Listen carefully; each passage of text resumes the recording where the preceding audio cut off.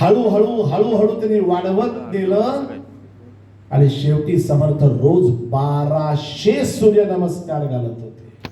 विचार करा, 1200. मी स्वतः जांबेला त्यांच्या जन्मगावी गेलो. तिथे समर्थ त्यांच्या दंडाला जो हनुमंत बांधायचे मारुती, तो तावीज जे आपण म्हणतो ताई त्याला म्हणतो तसा गंडा तो बघितला. त्या मारुतीचं वजन पाहिलं. अहो, त्यांचा दंड माझ्या मांडीला सुद्धा हे बसत नव्हतो. विचार करा समर्थांची तब्येत काय असेल, हल्लीच्या भाषेत 6 पॅक्स. आणि दुर्दैव आहे ह्याचं की आमच्या लोकांना तो सलमान आवडतो, पण त्याच्या अगोदर 8 पॅक्स हनुमान आपलाय हे विसरून कसं चालेल. अरे हनुमंतानी तर पहिले बॉडी बिल्डिंग कन्सेप्ट आणला, म्हणून तर हनुमानाला शक्ती म्हणतात. म्हणून तर समर्थांचं मुख्य दैवत हनुमंत आहे. हनुमंताची पूजा करत होते ते. 1200 सूर्यनमस्कार. काय फिटनेस असेल विचार करा. तुम्ही मुलं किती सॉलिड दिसाल रे.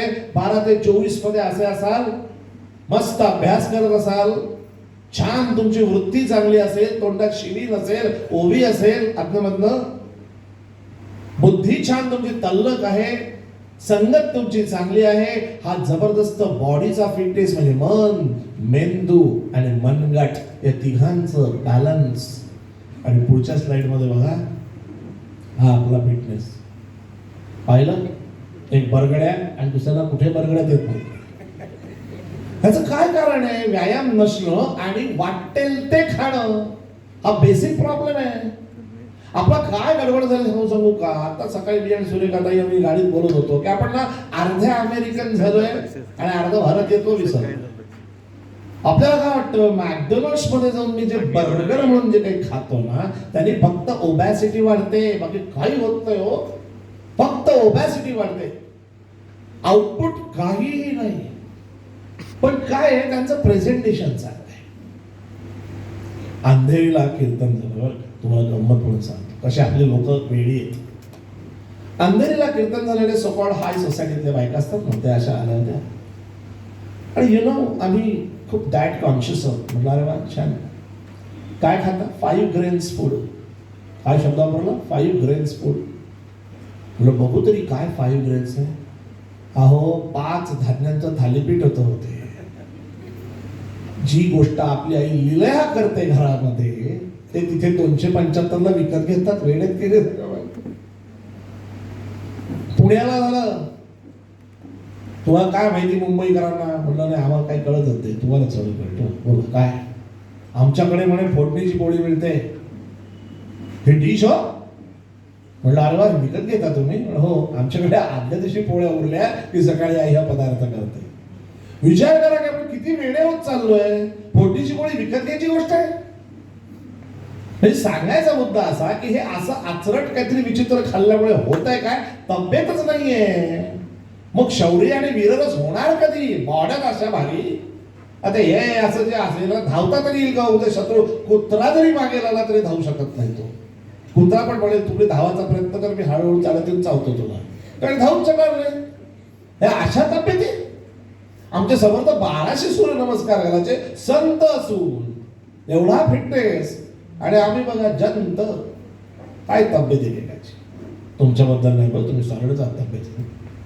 सांगायचा मुद्दा काय, मन, मेंदू आणि मनगट याचा फिटनेस पाहिजे. पुढची स्लाइडला बघा. समर्थांची ओवी आहे, माझी नाही. डाएट ओवी अशी आहे, आपण यथेष्ट जेवणे, उरले ते वाटणे, परंतु वाया दवडणे हा धर्म नव्हे. हॉटेलमध्ये गेल्यानंतर जी आपण डिश मागवतो ती आपल्याला सगळ्यांना मिळून संपणार आहे की नाही याचं जजमेंट घेऊन ऑर्डर द्या.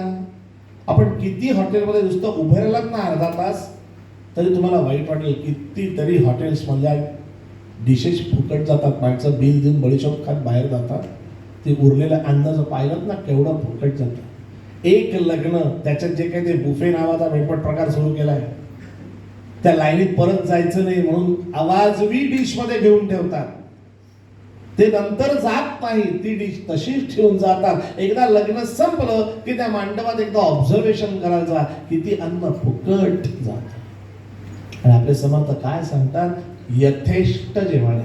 यथेष्ट या शब्दाची फोड यथा इष्ट म्हणजे बॅलन्स डाएट. आपलं जेवण कसं पाहिजे? बॅलन्स डाएट पाहिजे. हे त्यावेळेचं लिहिलेलं आहे.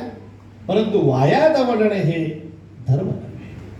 तुम्ही दुसऱ्याला द्या उरलेलं आणि एक्सेस मागूच नका. पण सज्जनो, सगळ्यांनी विचार करा, डाएट कुणाला करायला लागतं? ज्याला एक्स्ट्रा खायला मिळतं त्याला. ज्याने मगाच सारखी अन्न नाही, वस्त्र नाही, अशी समर्थांसारखी ज्याने उपासमार पाहिली आहे, त्याला डाएट करायला लागत नाही.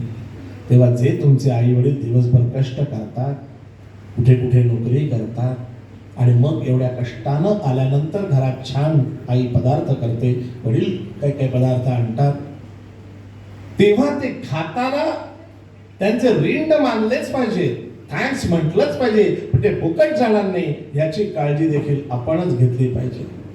असे हे समर्थ 12 ते 24 मध्ये रामरायाच्या दर्शनासाठी 13 कोटी रामनामाचा जप करत होते. 24ला गायत्री मंत्राचा जप केला.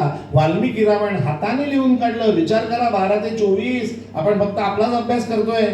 आणि त्याच बरोबरीने ज्या गावामध्ये त्यांना कोणी भिक्षा देत नव्हतं, आता त्याच गावातले कुतूहलानं बघायला लागले की हा ओजस्वी मुलगा कोण आहे, काय पर्सनॅलिटी असेल. 1200 सूर्यनमस्कार, गायत्री मंत्राचं पुरस्चरण, रामनाम, आणि असे समर्थांकडे लोक त्यांना बघायला यायला लागली. पण आमचे समर्थ अजून आनंदी नव्हते, कारण ज्यासाठी आले होते ते अजून गोल सेट जो केला होता तो नव्हता मिळाला. म्हणजेच अजून प्रत्यक्ष रामरायानं दर्शन दिलं नव्हतं. प्रत्येकाची वेळ यावी लागते, तशी समर्थांची वेळ आली. कल्पना करा 2 मिनिटं. समर्थ रामरायाची वाट पाहत आहेत आणि प्रत्यक्ष रामराय समोर उभे आहेत. आत्ता फक्त 2 मिनिटासाठी इमॅजिन करा, इथे समर्थ आत्ता पटकन रामराय आले, काय आपली अवस्था होईल. तशी समर्थांच्या समोर प्रत्यक्ष रामानं दर्शन दिलंय. हे समर्थांच्याच एका रचनेत त्याने म्हटलं की तो राम मी पाहिला. समोर रामाला पाहिलं, समर्थांच्या मुखातून एक शब्द बाहेर येईना, आणि त्यावेळेला मुखातनं एकही शब्द बाहेर येत नव्हता, फक्त अश्रू येत होते. आणि रामाने समर्थांच्या डोक्यावर हात ठेवून कृपा केली आणि म्हणाले, बोल तुला काय हवंय. त्यावेळेला समर्थाने रामाला सांगितलं, तुम्ही दर्शन दिलं, आता वेगळं मागणे ते काय, पण द्यायचंच असेल तर फक्त एवढंच म्हणा, एकदा फक्त मला जवळ घ्या आणि म्हणा की तू माझा आहेस.